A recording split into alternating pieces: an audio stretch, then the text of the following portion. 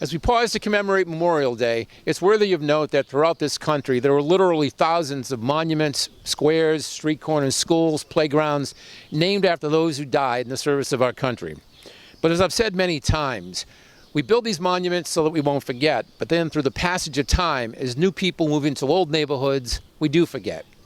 What this is an attempt to remember one of those places named after somebody who died in the service of our country. His name, Private Robert Paine. He died in the Solomon Islands in 1942.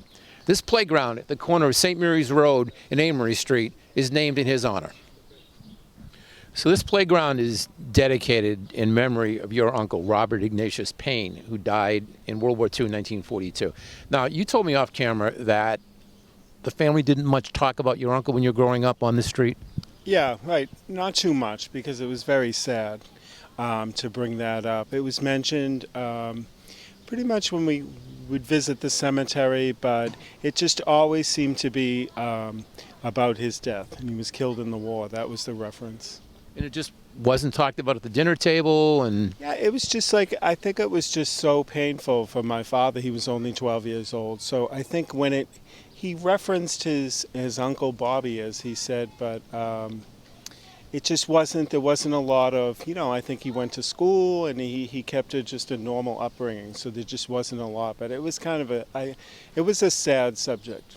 Now, we're just a few doors down from the house that you grew up in, the house that your father and uncle grew up in. Obviously, it's the house that your grandparents owned, so it's at least 3 generations. Right. So what emotions do you get? You live in Medford now. Right. What emotions do you get coming back here? Well, I have a lot of mixed emotions. They're pretty good ones, but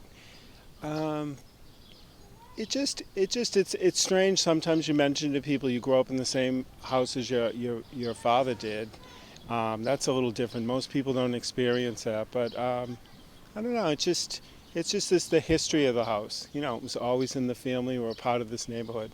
Now, we did some research, and we know that your uncle died on August 7th, 1942, during an American invasion in the Solomon Islands, the island, I hope I pronounce it correctly, Tulagi, which, interestingly, the following spring is where John F. Kennedy took control of the PT-109, so that the United States was able to take control of that island, what the Japanese had taken just a few months earlier, is a pivotal moment in World War II. So is this stuff that may be passed on to the next generation in your family, nephews and nieces and so forth? Oh, yeah. Yeah, this story, I have a nephew who's very interested in all this kind of memorabilia about that time. But yeah, it's definitely passed on. It's definitely a part of us. It's a part of, and I think it's a little referencing the park, that the park comes up and people come to visit, they may mention the park. So it's always kind of not too far.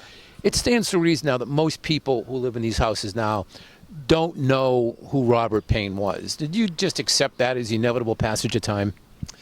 Yeah, I accepted it, but as long as we're still here, I do mention to people, if I'm in the neighborhood, I may say my last name, and there is a connection to the park. It was named after someone, and I just said he was my uncle, and I try to give him a little history of it. But as you well know, in Cambridge, there's just been a lot of turnover, very few families I grew up in still live in the neighborhood. So, I do what I can, but but there is an association here for the community here, the Paine Park Association, and I do believe that on their Facebook page, I think there's information about that, if people are interested.